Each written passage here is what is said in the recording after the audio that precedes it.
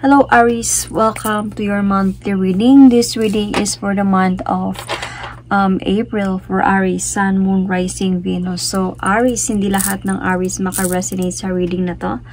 Takes what resonates and leave the rest. Cross-watchers, pwedeng kayo to at hindi sila Aries sign. So put yourself in a situation kung saan kayo naka-resonate. So Aries, if hindi kayo naka-resonate sa reading na to, please do check your other placement, your Sun, your Moon, your Rising, your Venus sign, dahil pwedeng doon kayo maka-resonate at hindi dito. So, Aries, titignan natin ngayon kung ano yung pwedeng mangyari for the month of April for Aries, Sun, Moon, Rising, Venus. So, titignan muna natin what is happening right now. So, Aries, what is happening right now sa inyong love life? So, this is Aries. Love reading for the month of April. Aries. Sun, Moon, Rising, Venus.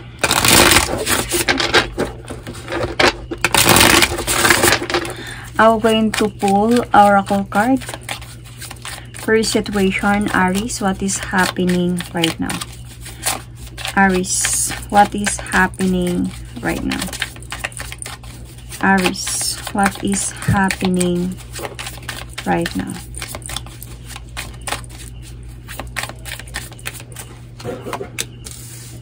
Oh, abandoned, left out, walk away, cold. There is a possibility na nag-ghost kayo ng person na to. Sadyang inabandona ka na lang niya.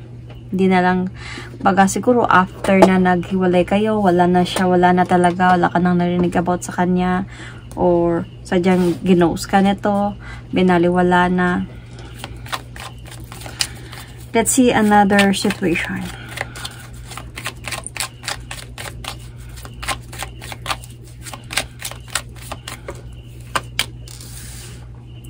Breakup, separation, stop the pattern, silent treatment, and abandonment. See? Paano siya nag-resonate? Abandonment, silent treatment, cold. So, this is what is really happening sa inyo ngayon. This person really, siguro after ng breakup to, hindi ka na niya, kumaga, chinek man lang kung kumusta ka, or kung okay ka ba sa hiwalayan ninyo, or sadyang this person just gave you silent treatment, ghosted you, and para sa kanya wala na kayong dalawa. So, let's see kung ano ba yung pwede na mako-confess ng person mo sa'yo. Meron ba siyang gustong i-confess sa'yo? Or trip niya lang to, char. Tignan natin, Aries, kung meron ba siyang gustong i-confess sa'yo.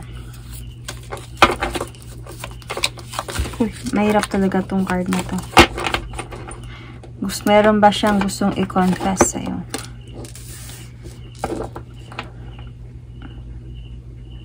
You are a wifey, husband material. So, then why this person abandoned you? Let's see. What your person wanted to tell you. Yung gusto niya sabihin sa'yo.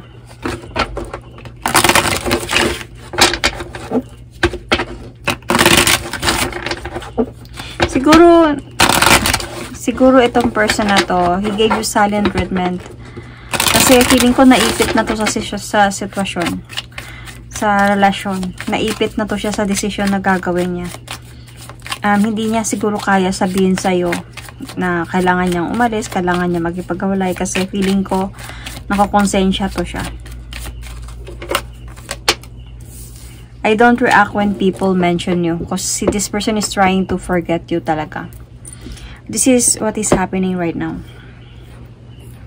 Ito talaga yung nagigets ko dito sa reading na to. Na itong person na to, ginost ka niya or gave you silent treatment, and dahil hindi niya alam kung anong sasabihin niya sa'yo. Dahil nga nakukonsensya siya or sobrang mabait ka, mapagmahal ka, kaya nga you are a wifey material, wifey or husband material, And every time that people might be asking about you, might be sa mga kakilala ninyo, di na lang siya nagre-react kasi parang wala din naman siya sasabihin. Kasi baka magigilty lang siya kung mag-react siya dahil sa ginawa niya sa'yo. Let's see wala pa to. Let's see, really, sa tarot card, anong nangyari. Ngayon, what is happening right now, Aries? Love reading for Aries, Sun, Moon, Rising, Venus. Love reading, Aries, Sun, Moon, Rising, Venus.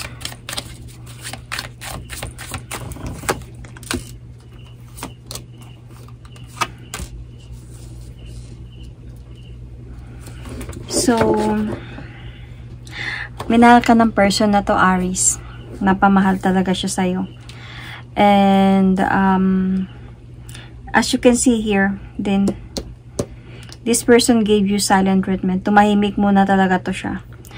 Dahil sa, andun din sa point kasi, plano niya na din to. Plano niya na to. And you are waiting for this person actually right now. Sometimes, napapaisip ka ngayon na, give up na ba ako? Parang nakakapagod na. Lalaban pa ba ako? Kasi parang hindi ko na alam kung babalik pa ba siya or hindi na. So, remember, cross-watchers, pwede itong vice versa, okay? So, as a point kasi dito, may nalaman ata. May nakaalam dito. This person, buon siya this person have someone else. Feeling ko yung someone else na yon nalaman yung about sa inyo. And then, alam niyang kasalanan niya to. Kasalanan niya to. Lumapit siya sa'yo, siguro nanligaw siya sa'yo, na-inlove siguro siya sa'yo. And hindi niya sinabi sa'yo yung totoo. So, napamahal siya sa'yo dahil sa pagmamahal na inalay mo din sa kanya, nahulog siya sa'yo. Ngayon, plano niya to na umiwas mo na siya. Tumahimik, mag-isip. Gusto niya mapag-isa. Hindi na siya nagpaalam sa'yo. Plano niya to. And, dahil hindi niya kayang sabihin to sa'yo. So, let's see. Bakit niya ba ginawa to?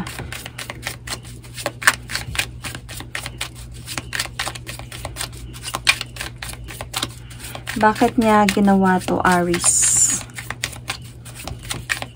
You might be dealing with Virgo. Well, Virgo, silent treatments. Sun, Moon, Rising, Venus. Bakit ba? Bakit?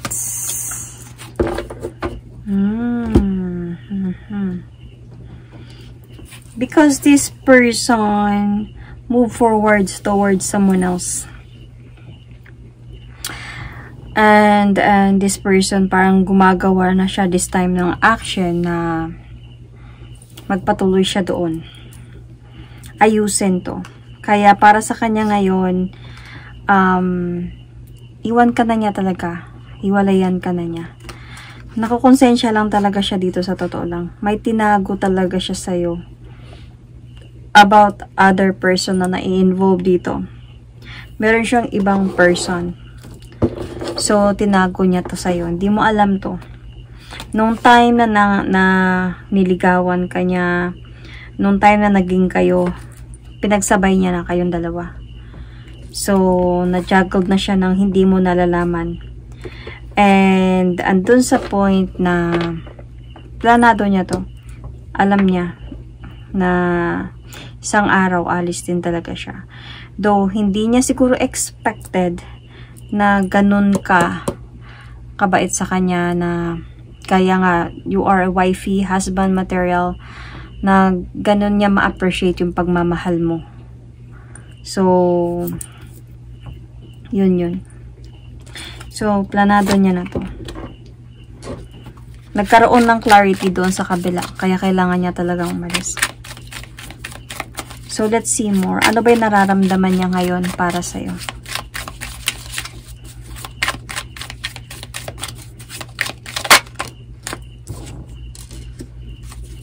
Mm.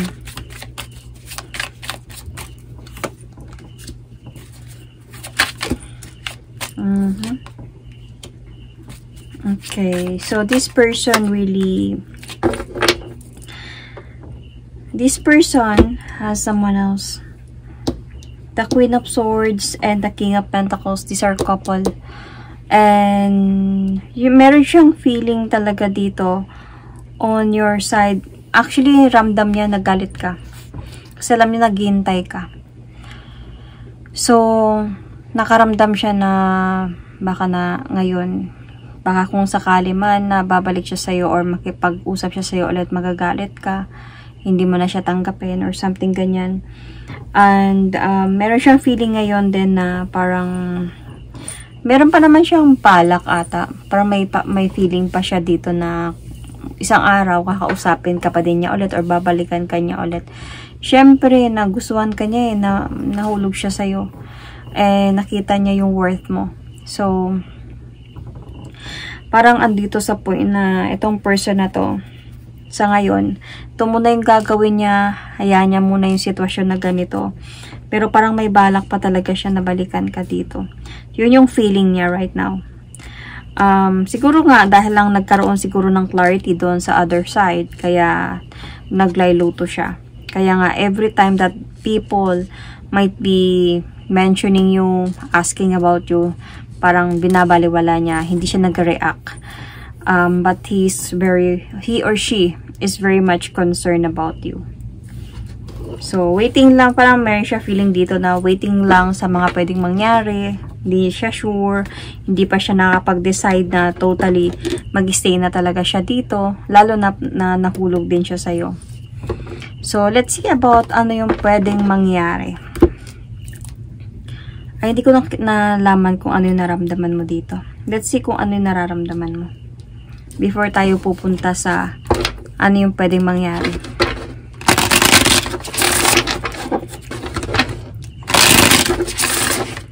Ano yung nararamdaman mo ngayon?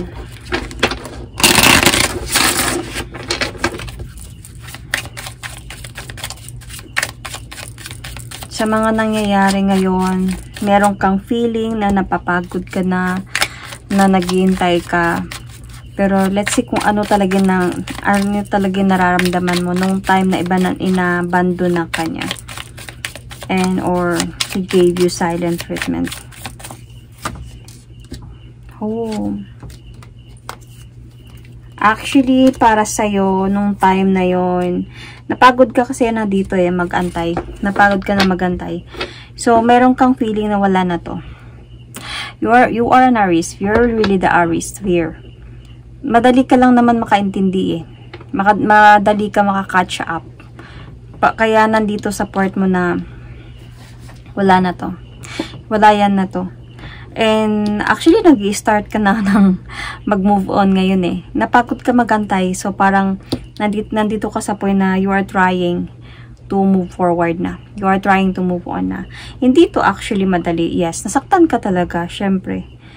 Nasaktan ka talaga sobra. Naka-feel ka ng betrayal dito. Parang niloko ako ngayon. But this time, parang napa-challenge ka din talaga dito sa pag-aantay sa kanya na willing ka pang lumaban, naghihintay ka.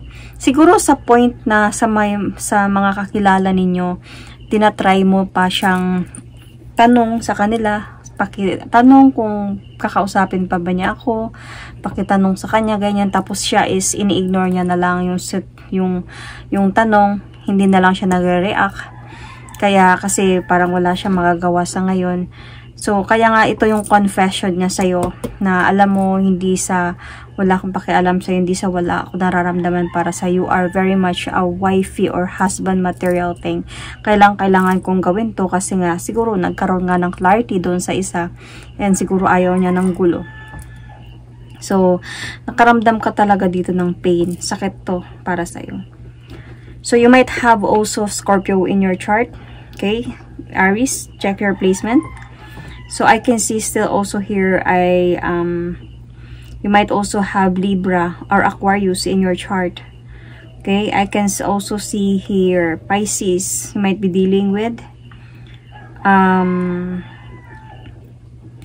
Or Aries, Sagittarius, Leo, same. Or Virgo, as I said earlier. Sun, Moon, Rising, Venus. So, let's see. Ano yung pwede mangyari? This April? Or in the near future? Okay, let's pull Oracle card. Running, ghosting, disappearing, invisible. So, parang wala pa rin mangyayari dito. Parang same pa din talaga to.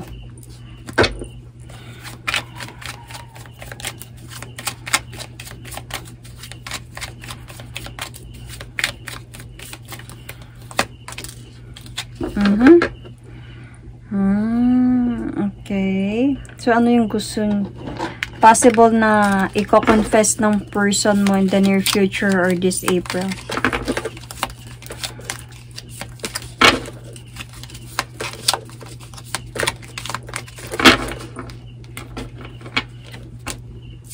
I want to commit to you. Woo! Okay. Nagulat ako dun ah. So, possible na gusto niyan sabihin sa'yo. We both know I am not the one for you. See, in love pa din talaga siya sa'yo. In love pa din siya sa'yo, pero he's trying to run far away from you and ignoring you. And ignoring his feelings towards you. There is a possibility. Why? Because might be this person either married, nandito yung wedding rings, or engaged, getting married, something. So, let's see.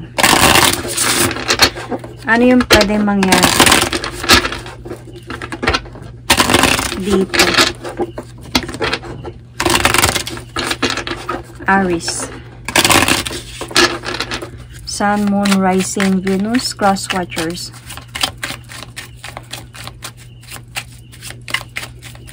Aries, Sun, Moon, Rising, Venus. Ano yung pwedeng mangyari this April or in the near future?